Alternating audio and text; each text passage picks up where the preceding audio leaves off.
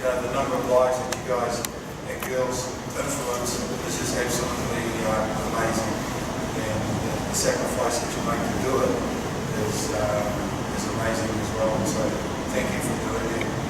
I said to Owen, well, I'm really happy to be here and happy to talk. I mean, I can sit here and talk about things that are important to me or that I want to talk about, and you might be here with kind of bored and got nothing out of it. So, I mean, if you've got questions, I think I'd rather kind of just attack those straight away. I know your time's precious, and I don't want to keep you sitting here listening to me, and when you get the, you know, I could be answering your questions maybe and dealing with those kinds of things. So, if you've got anything, fire away. If not, I can tell you a bedtime story. I don't know. No, I was going to say, you got a couple of first-year teams that are starting, and so what maybe advice would you give them as they're starting a team? What things would you help suggest they focus on?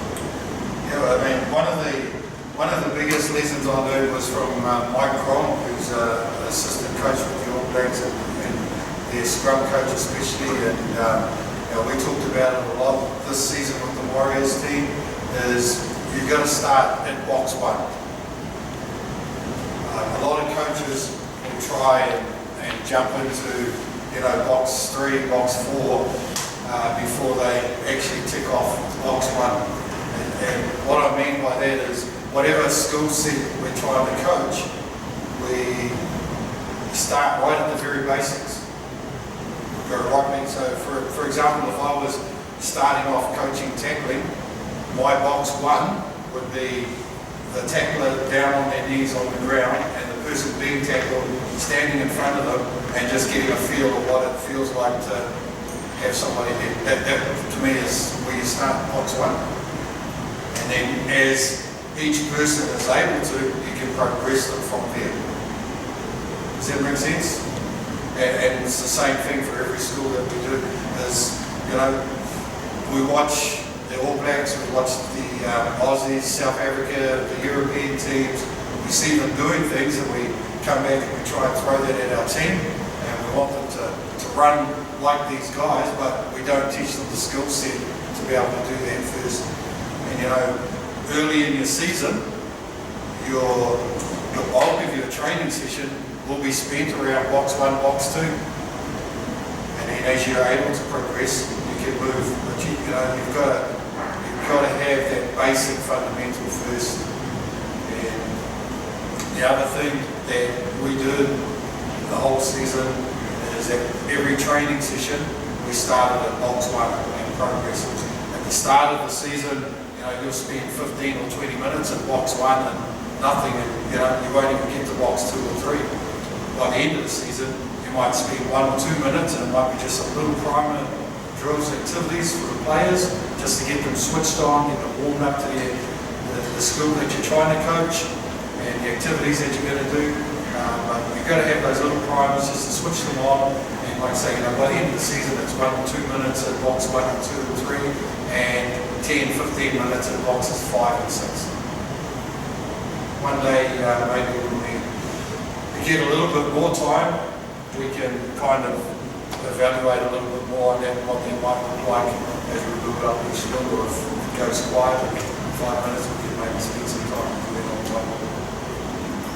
Does that answer the question again? Yes, sir. My question is more specific to the Warriors. I watched the first game and the second game, and the team that I saw in the first game was completely different from the team I saw in the second game.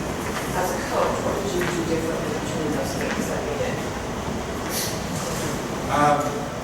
So we had a pretty big roster, and so the first 2 games were about trying to give everybody an opportunity to play and get some quality game time so that we could have a good look at each of the players and see what their actual skill set was. And so by game 3, that was probably the team, almost the team that we would have liked to have had for the full season. But then injuries started to happen. We still had a couple of players from overseas, and so you know, the biggest challenge for us is that we actually had some pretty good players, and we never actually put our top team on the field once this season. With a number of injuries, and like I say, players coming in a little bit late from overseas and stuff, we didn't get a chance at it. So, you know, I think if we had stayed, if we didn't have those season-ending injuries, I think it could have been quite a bit more of a different season for us. We had to keep guys, especially like, you know, Josh and Jared would be on the field and playing. I think that would make a huge difference for us. So, follow-up question, is there something you do as a coach to kind of help get the team to start working as a unit instead of just as individuals? I mean, Coach Rob was with us right at the start there, and you know, we went away. We had a lot of time together planning. We went and had a retreat and tried to introduce our culture, the culture that we wanted to bring into the team. Before we even had any training runs up at Zermont, we had a retreat as a team, and so you know, we'd spent a fair bit of time together as coaches, trying to decide what that culture was going to be, what we wanted, how we wanted the team to look, and where we wanted them to get to.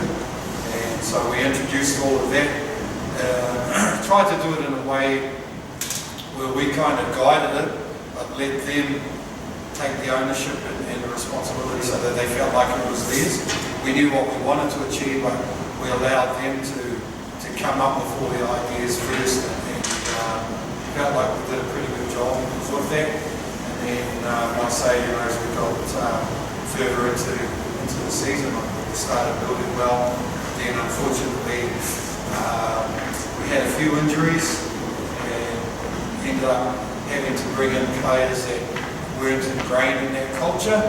And so I think we kind of built, and then we kind of plateaued out and maybe even dipped off towards the end. And so that's one of the big lessons and learnings from this season that we're going to really work on to fix for next season.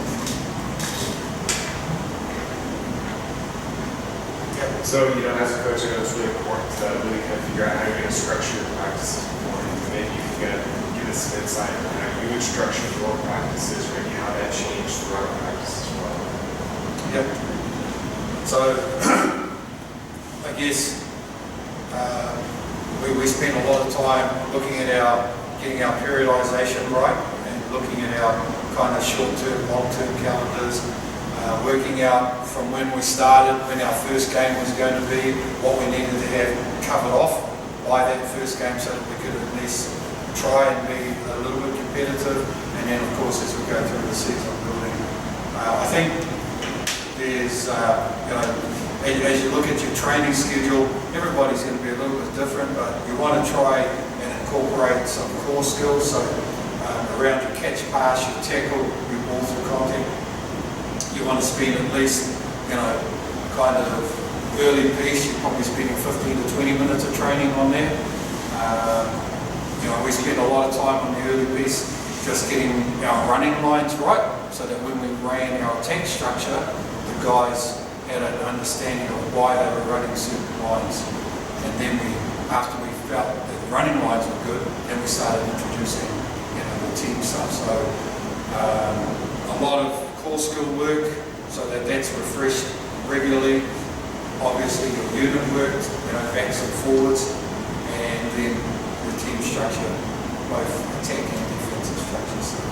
Coach Jeff is being real modest, is explaining to you, but from day one, he had a month in advance training sessions already for his coaches. So he had plenty of time to prepare for that training session. We had plenty of time to talk and communicate about those training sessions and what it would look like. And if he gave you 5 minutes, you had 5 minutes. All right? Because as coaches, we want value and we want to be able to give value. But when we're sharing that training session amongst the coaches, when he gives you 5 minutes, that's what you have. Unless you look at it nicely and smile and you make it a little bit. But again, he's very modest when he explains it, but the details in his training sessions are down to the minute. And to who's doing that assignment and to what aspect is being done. Thank you. And I think that's important, and that comes with, preparation and organisation as a coaching staff. You can't just turn up on the day and try and wing your training sessions, especially, if you want to be serious about it, you really want to develop your athletes and help them to grow and become better players. And we had a lot of fun. We had some good discussions around times and what we thought, should be coached, and even some of the techniques, and that's a good thing about being a coaching staff, is that you get to have those discussions, and then once those discussions are done, it goes down on paper and everybody does it. And that's a cool part about being a team. And so, one of the big values of having, that we were spoiled with, having quality coaches around you, is that, Rob would lead something, but there would be two other sets of eyes watching, and if somebody didn't quite get it, we could pull somebody out and do some one-on-one time. And so, the more people you can get around you, the better. You still lead it as a head coach, you still lead everything, but if you can get people around you to help ease those loads, and through your planning and organisation, they know what their job is, and like Rob said, you've got 10 minutes. And one of our big catchphrases was talk less, say more. A lot of coaches get their 10 minutes and half of it spent just talking to the players. And so we learned to use our time very wisely, talk on the run. Does that answer your question? Yeah. Thanks. We talked about how your team, the culture kind of got trouble with it. Yeah. Can you talk about how you might deal with more difficult players or players who haven't bought into your system or change the culture? Yeah. So there's a couple of things with that. I think the simple answer is, as the head coach, you have the accountability and you have to hold the players to accountability. And so sometimes it means having some hard conversations, because if you let it slide, and part of the reason why we plateaued and did dive off at the end of it is we ran out of players. We literally ran out of players, and that would be good enough to be playing at that level. And so it was sack everybody and have a 10-man team, or for 1 or 2 weeks tolerate a little bit of inconsistency, which didn't please me, and certainly wasn't the standards that I try to keep. So first and foremost is you've got to hold players to accountability. That's one of the tough parts of being the head coach, is you get some stick jobs every now and then, and most of it's around discipline type stuff, but you've got to do that. It makes you a better person, and the way you handle it makes you a better person and makes them better players. And the other thing that we try very hard to follow is the mantra that the All Blacks have. We talk about change the man or change the man.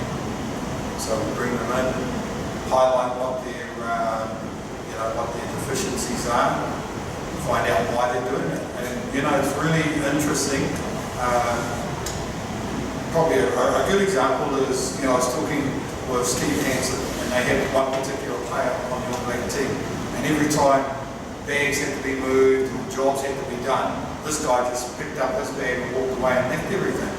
And it became irritable to everybody. Everybody said, kick him out of the team, we don't want him here. And so this is where Steve Hansen kind of developed that change the man or change the man. He brought the kid in and he said to him, hey, everybody on this team wants you gone. And the kid was surprised. He said, oh, why? What have I done? So he had no self-awareness of what was happening in his life and how he was in the big picture. And so Steve talked to him and said, look, here's some of the issues. And the guy was just like, his upbringing was such that he was not aware of these things. Hadn't been taught them, didn't know them. And so Steve said, look, here's a couple of things we're going to do. He started little, and he built it up, and now that guy's one of the head leaders in the All Black team. So I said, change the man, we'll change the man. So make them aware of what's going wrong, give them an opportunity, and give them the tools to change. And if they can't do that, then change the man. They're not not the right person for your team, or you're not the right team for them. It's similar to a quote by Vince Lombardi, where he says, "You're either be fired with enthusiasm, or you're be fired with enthusiasm." I like it. Nice. When you get started, if you go back to some of the like Waikato days and dealing with some of the youth that you dealt with in that program, how do you help a new team, a new coach, all those guys that are just getting started? Like today's day one, or they haven't started yet. What would be the 1, 2 things that you'd say? Okay, first, this is critical. You have to have this in order just to get the team set. And then once you get the team set, then your sessions need to, well, obviously catch pass, for example, would be the most important thing that everybody in Rugby needs to do. If they can't do that right, nothing else matters. So how do you kind of like work that through is from, if you wouldn't mind, from like the beginning, getting our team set, starting with talking about our culture and who we are and all that kind of stuff into, okay, here's day one of practice. So if I was starting youth, I guess first and foremost, what I really need to know is everything that's important to me as a head coach. What do I want to achieve? What culture do I want? What standards do I want to drive? Everything about the team that is important to me. Okay. After that, I want to get what's important to the rest of the management team. Okay? And somewhere in here, we're going to have a lot of common stuff. Sometimes the circle might even be nearly completely over there. Right? And so we need to sit down as a management team and try and figure out everything that we want for our team to be. Okay? That doesn't really mean anything unless our players. And what do they want?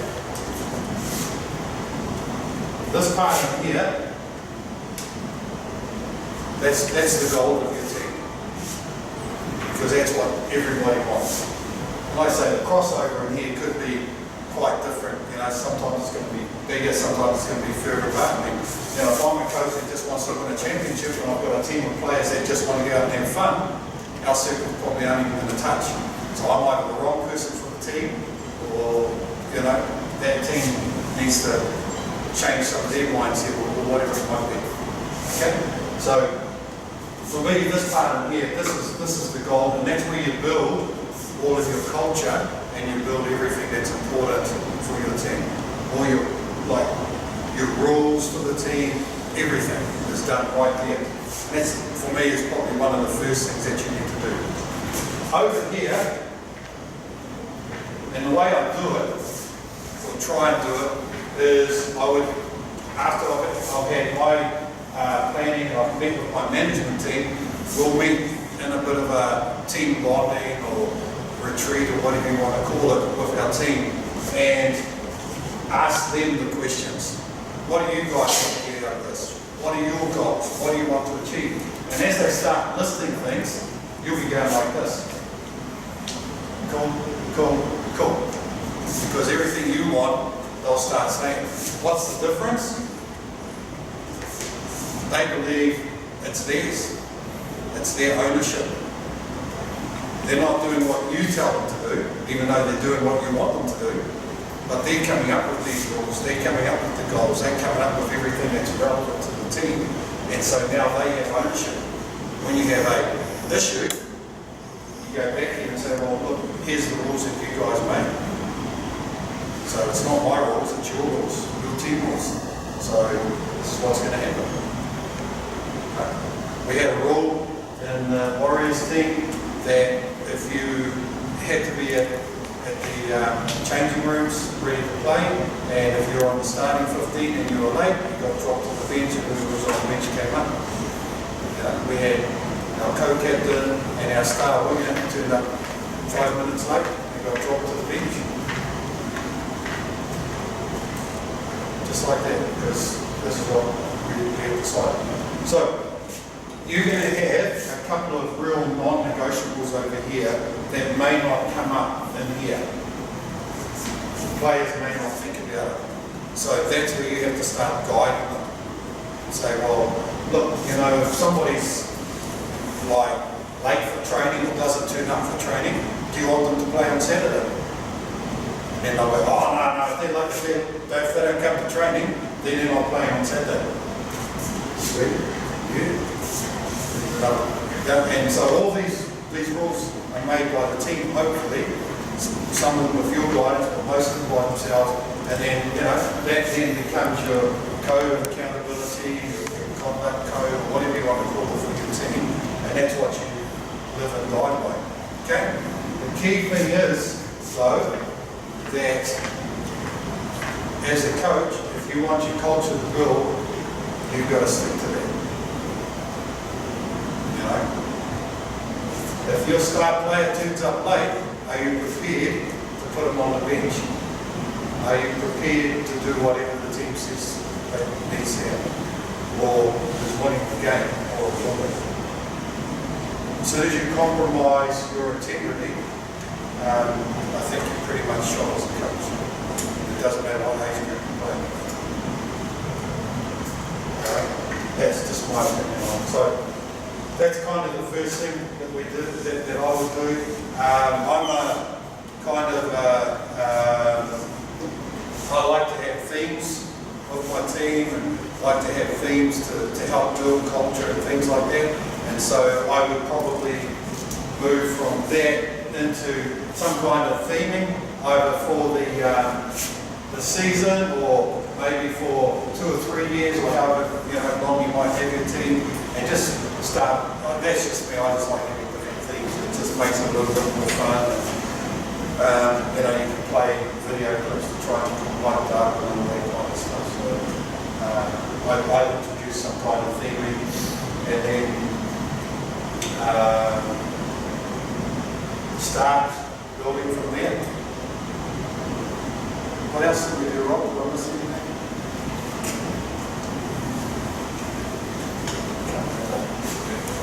Yeah, so something along those lines. All right, and then once you've done all that, then like I say, you start getting your calendar together, and you have to work out. I've got 50 hours till first game, and that 50 hours is spread over. A Tuesday night you've got 2 hours, a Thursday night you've got 2 hours, and you might have 2 months or whatever it is.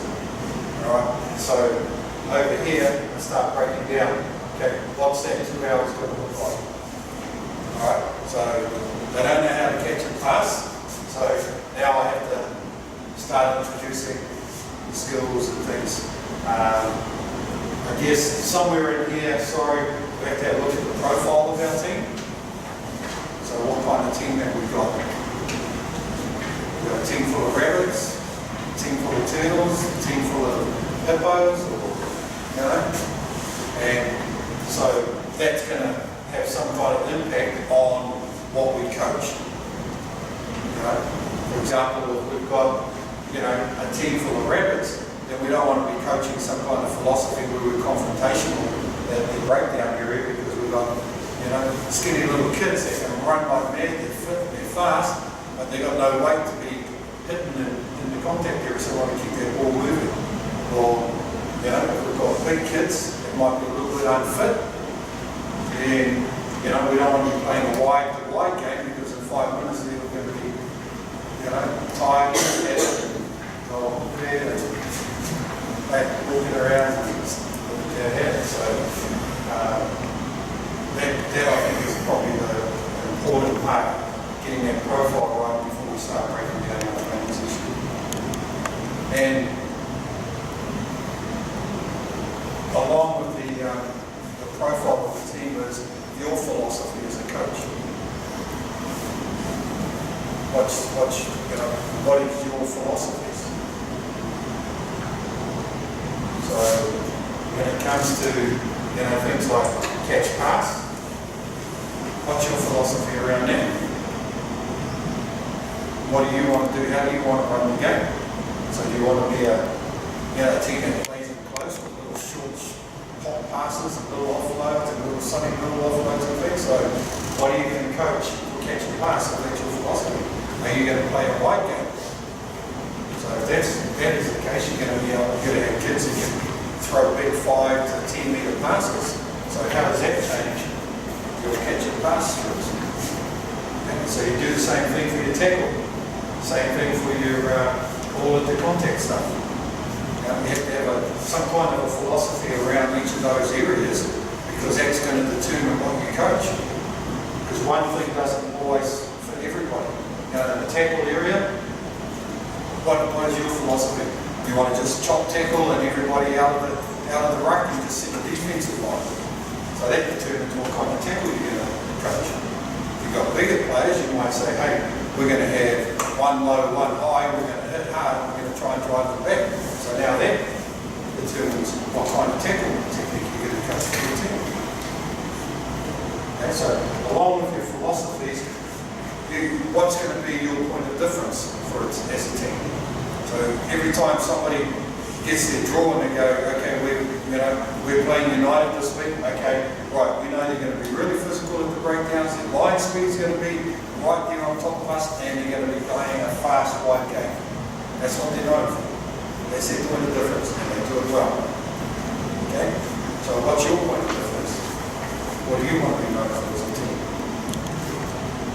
People come up against you, what are they going to say? Oh man, we're going to get bashed this week. Whatever it might be. Does that kind of answer your question? And if we just quickly, if we look at it and we talk about these, the boxes that we talked about earlier. Okay, what do you want to talk about? Give me a scrum. Scrum. Thank you.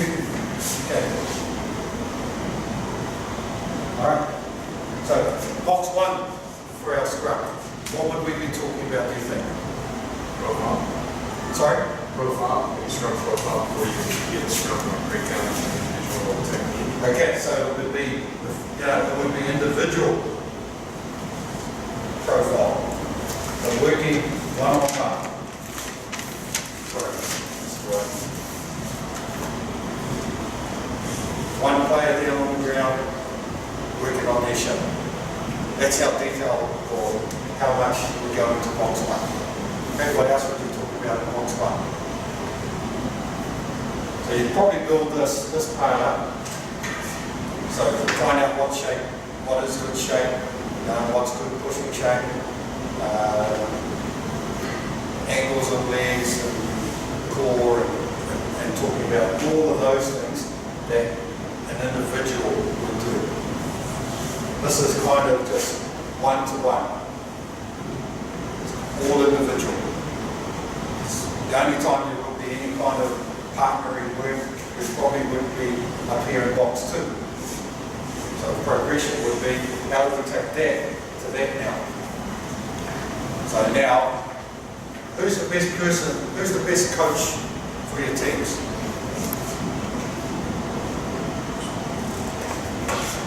Huh?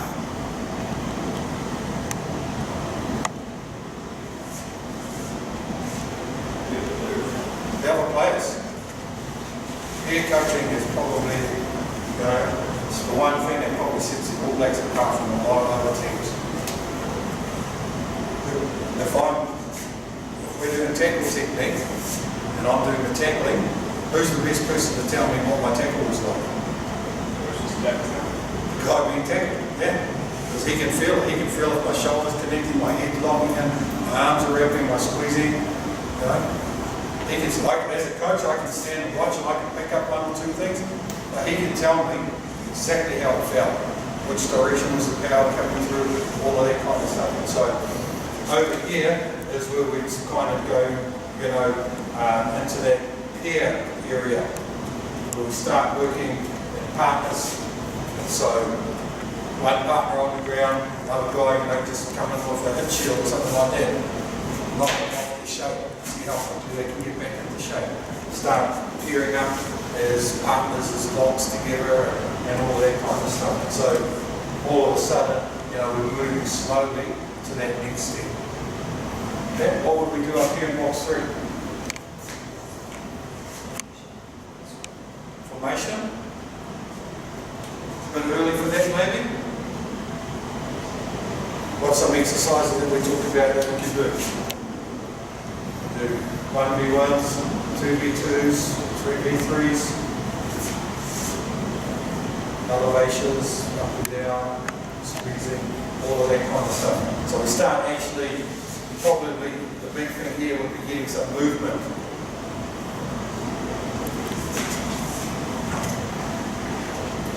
Yeah? And it's just really controlled, slow movement. Okay? Box 4, what would we look at, do you think, in box 4 there? 4-5, and maybe. Okay, so now let's start probably starting some formation. Probably 5v5, hitting, holding, a little bit of pressure, that kind of thing. Is that scrum sled also, or is that, would that be going?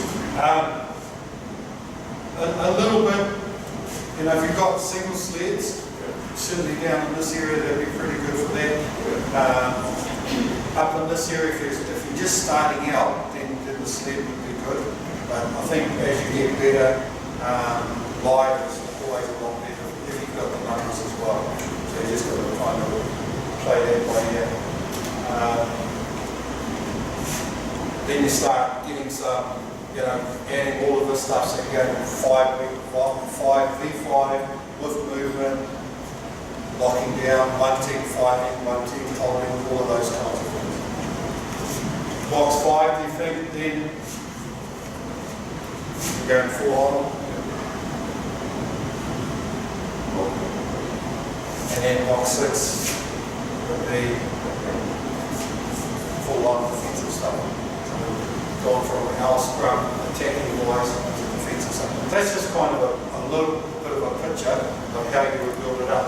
And so, when you think about it, how many times do coaches go straight there?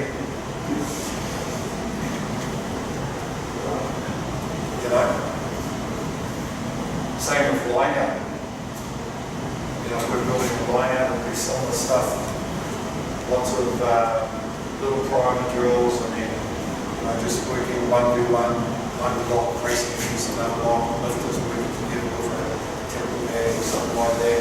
Then we start getting into the pod shapes where we just have one jumper or two lifters and maybe a thrower coming in there. Then we start looking at our formations. We've got all our calls and all our movements, and then we look at our defensive and our wheeling and things like that. A lot of times, a lot of us jump into here or here and spend half an hour getting frustrated at the training because nothing's working. When we had to take a few minutes to do this, that would take care of itself. We did that tried to deal with it in 2 ways. We had a 15-minute block before the training started for work-ons, and the boys, whenever we're doing line out or scrum, they could come in and do a lot of those primers in that 15-minute period. Then when we did go into our proper training session, we could start a little bit higher up. But if we did do this in our work-ons when all the boys were there, then we'd always start here. And like I say, by the end of the season, it was only 1 or 2 minutes there, and 15 to 20 minutes up in this part here. But every session did the same thing. So you can take that little kind of template and you can put catch and pass on there, you can put tackle on there, you can put all of the contact on there, you can put attack structure, you can put defense structure, everything, and just build it. That's what I would be doing for the first kind of at least month to 6 weeks, is really getting those 3 boxes there right across everything. Well, it makes it simple because you're now, then you can take, so you know that we got to work on level or box 3. So now you can then start to pick and choose which specific drills you want to use for that 2 hour or that 15 minute that you have for that 2 hour. Yeah. Block. Yeah, I like that a lot. The other good thing about this is that it challenges you as a coach to come up with private drills and one-to-one activities. It challenges you as a coach to know how to critique an individual one-on-one. So when we have problems up here, rather than looking at the scrum, you're actually looking at 8 guys and seeing what 8 guys are doing, what 8 girls are doing. And then you can say, okay, she's not doing this, she's not doing this, so I'm making all these notes, and when I go and talk to them, I can say, okay, you need to work on the length of the legs, you need to work on getting the knees lower, you need to keep your hips engaged, all of these little things that makes it easy for you to critique the big picture because you're used to all of this. And again, all of this all comes from your philosophy around each of these areas. If I've got a little scrum, am I going to work on staying in the fight? No, because I'm going to get pushed over every time. So what am I going to be working on? Okay, we're going to get ourselves set. As soon as we call set, we're going to sink low, hold the ground, all in, out, and we're done. Before the opposition people have time to push. So these are all things that when you look at your profile and your personal philosophies, these are the things that you need to be going through in your minds as you prepare to coach. One thing that helped me when Alf gave us coaches that structure, you spend the quality time in box 1 and 2, your boxes become happier and brighter as you progress.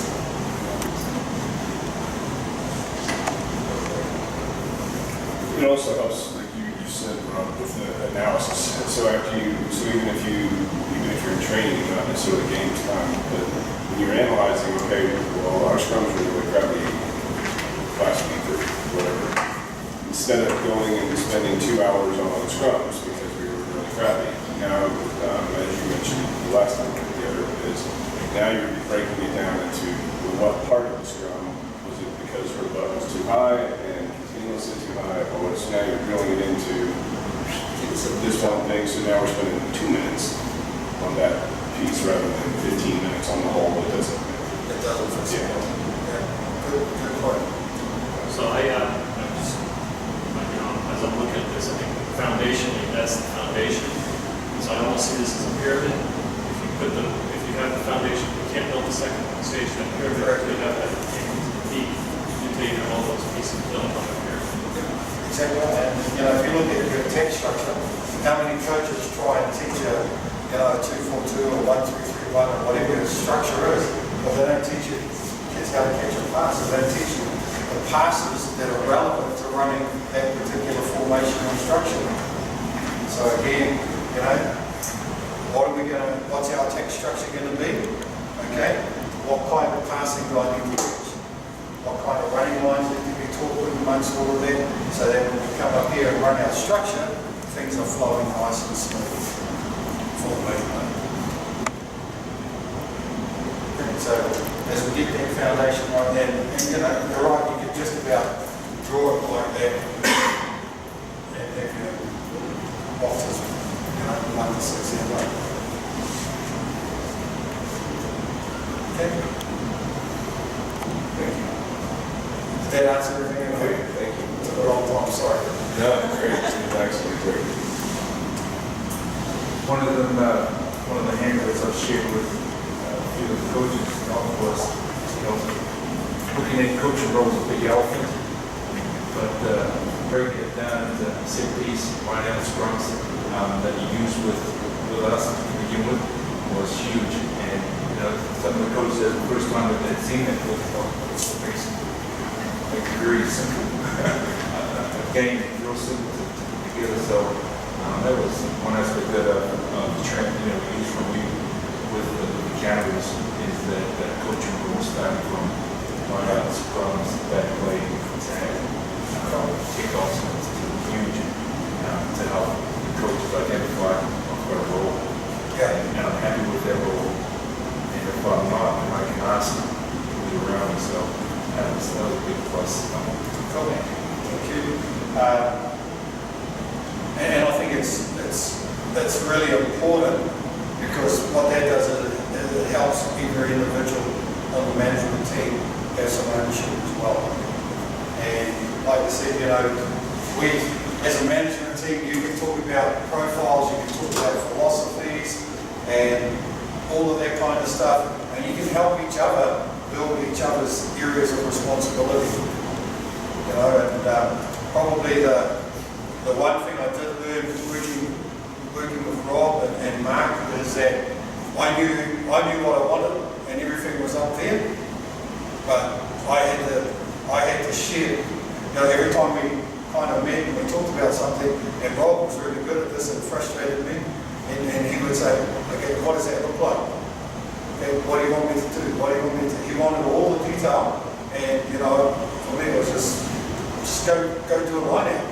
But he wanted all the detail, and so that challenged me as a coach, and made me realise as a head coach that the people around me can't read what's up in there. You've got to make it detailed, and you've got to make it clear for them, so that when they go away and coach, they're coaching what you want them to coach. And the other good strength about doing it like that is that, you know, Rob would lead the session, and you know, we were able, like I said earlier, you know, we were able to just sit and watch and help, put a little bit of input if needed, or normally afterwards we'd have a quick chat, say, you know, how did that session go, what do you think of this, what do you think of that, you know, were they relevant activities, and so we'd be able to offer feedback to one another, and I guess as a head coach, you've got to be willing to accept feedback as well. When the other coaches talk to you and say, well, your session was actually crap, we could do this. You can't just go, what? You've actually got to say, oh, okay, yeah, no, that makes sense, actually. I'll change that for next time.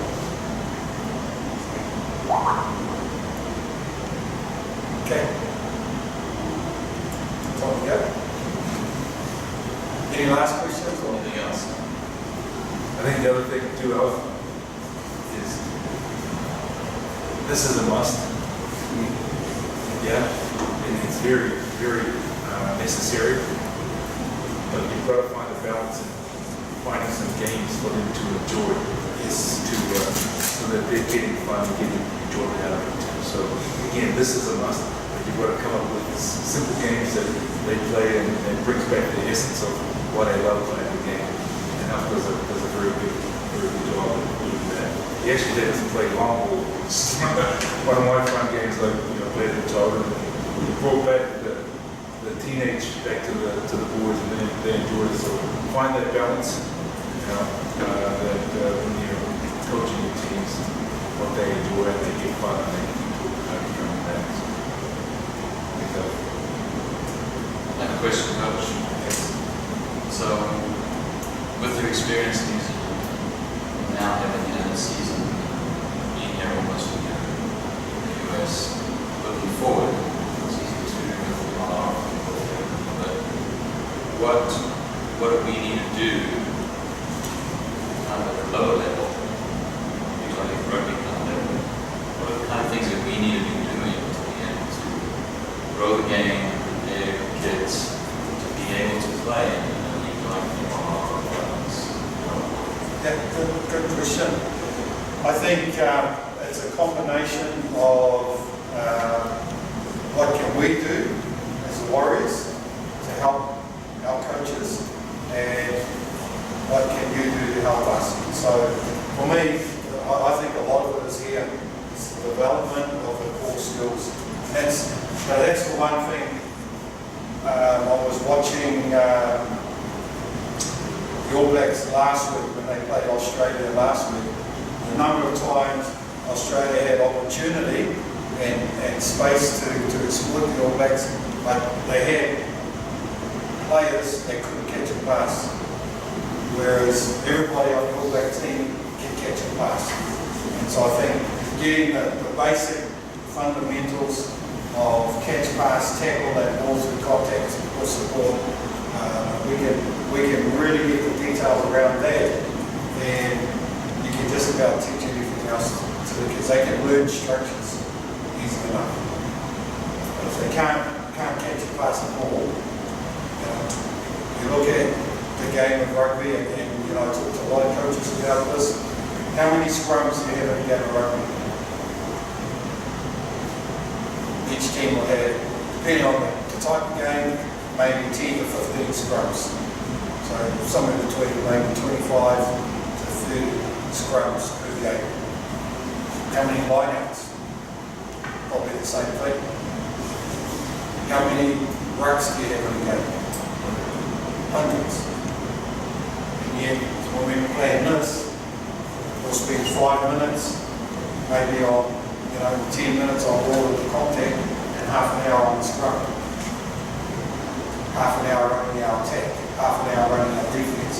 And these two things here, that are the core of the game, get given 5 or 10 minutes per training session. And then we get frustrated when we can't run structures and all this techniques and defense and things like that.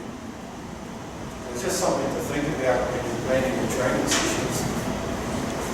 What is the core of the game built around? And how much time do we actually set aside to coach that for our players? So coach, the Utah Warriors will hold a combine next weeks. As a coach and selection staff, as you go to them, what do you look for in this place? You've seen some obviously pretty good play, but you'll have a bunch of new players coming along. What are the characteristics that you're looking for at that combine? So it's probably 3 or 4 main areas that we look at. The first one obviously is the technical, which is how well they can do these things. So second thing would be a little bit of tactical work. So do they know why they're doing these things and when to apply them in a game? So simple, easy example is catch a pass, draw a pass. So it's all good and well if they can catch a pass, but they can't do a simple draw a pass and don't know when to use it, 2v1, and they try and run over the guy or pass it around and all that is that, and it's guys getting. So technical, tactical stuff. Character will be a big one that I'm looking at, and the last couple of weeks I've been over here watching these guys across the road here, and the one thing that I'm looking for is guys that know how to work hard. And watch a lot of the games, and guys can make a big run, and then they'll just sit on the ground for the next couple of minutes while the game plays out, and they don't get involved. So have they got a big heart to work hard? Have they got the character to make a tackle, get out, clean a ruck, get out, make the next tackle, or do whatever, repetitive tasks in the game. So that part of that character, I think, is a good thing on the field, and the character off the field. Last year, we had the combine last year, the number of guys, we had a field break, and the number of guys that I just sat back and watched that drank their water, just left their bottles on the ground, ate something, just left all the paper and stuff on the ground, and then the number of guys, the minimum number of guys that saw that and went around and picked that up. And then the one guy that actually challenged them people that left their stuff there. So now we're looking at leadership, we're looking at guys that have got good character, we're looking at guys that have bad character. You can see all of that just as they sit in their team players. All of those things going on. So all that stuff I think is really important for me. And then the other one, of course, is the fitness, the physical side of it. For us, obviously, we're trying to play a faster game, play at a higher level, so we need guys that are going to be fit for the game, not just do one job and then go stop and the rest. Those are probably the biggest things that I'll be looking at as we go through this combine. Probably just quickly the 5 things that really came out of this season as I sat back and reviewed this season, I think for us, the five big tools that we're going to try and fix for our next season. One is our on-field leadership. So we had guys that were good players that other guys liked and wanted to be like, but we didn't have real leadership. When things came to the crunch, we didn't have that Richie McCaw type guy who could bring everybody together and say, right, this has just happened, this is what we're going to do, this is how we're going to do it for the next 2 minutes. We had one guy that just went quiet and just wanted the ball and tried to smash and run to everybody himself. We had another guy who got angry with everybody, just wanted to punch them and make them work harder, and we didn't have that actual leadership. So that's one thing that we're going to have a really good look at. Accountability is another big area that we're going to work on. Video analysis is, I think, was one big area that we really lacked in earlier. And so getting better tools and available for the players to watch themselves, which in turn will lead to another point for me, a lot more one-on-one with coaches sitting down with players, looking at footage, getting feedback, and fitness. Our team fitness is the other big area. I think if we can fix those 5 things, we're doing pretty good in these areas here. So if we can put those 5 things with this, hopefully we'll get us a much better Warriors team. Thanks, Coach. I appreciate your comments on character. The mission of Utah Youth Rugby, as you may know, is we build character and youth through sport. So that really is a fundamental principle about what it is that we do. Yeah, we organize leagues and all of this kind of stuff, but it's all ultimately supporting that main objective is to help build character of youth so that better adults moving forward. Your thoughts on multi-sport athletes? Coach here dealing with kids that play many sports, seasons, etc. Your thoughts on multi-sport athletes, good, bad, important, what do you think? My personal opinion on it is I think it's good. The more sports that kids play, they're going to be thinking more and thanks mate, sorry. Thank you, Coach. The more they can do, the better their skill set is going to be. I think by the time they get to about 16 or 17 years of age, they probably want to start narrowing it down a little bit and getting a little focus. Especially if it's going to be rugby, basketball, whatever it's going to be, because now they really want to be honing these skills here and not chopping and changing those skills when they go from one sport to the other. So I think up until about 16, 17 years of age, some can do it to 18 because they're athletic enough to do it, but somewhere in that age group, then I think they want to start focusing on a specific sport, if it's something that they want to make a career out of. So thank you. Coach, thank you very much for coming here. I've gotten to know Coach Daniels as we've been able to chat and visit a whole bunch of times, and I really appreciate him coming out and sharing his thoughts and wisdom with us. This is, for me, is one of the great blessings of having a professional team right in our backyard. And honestly, for me, we need the Warriors to be successful. Because if the Warriors are successful, that in turn is going to create a whole lot of sort of swell underneath us and help with our clubs, etc. So appreciate the time that you're investing in the youth of rugby as well in the state. We're very, very grateful for that. Yeah, I think it's crucial.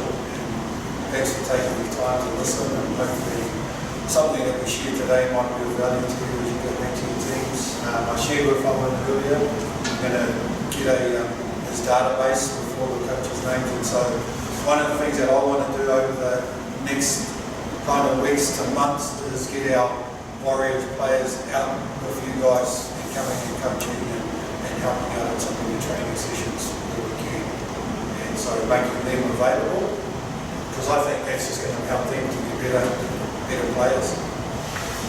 Once they have to start coaching what good technique and shape and profiles look like, that's going to make them more aware of it when they're playing themselves. Plus I think it's going to close the gap between us and the youth, and let these youth, hopefully they see these guys as role models and idols, and for them to be able to stand beside them and be coached by them, I think is just outstanding. So that's something that we really want to get towards. So if you're open to it, and particularly if you want to have somebody come out and help, then we'll start building up some kind of a system where we can make that happen. Thanks for having me today.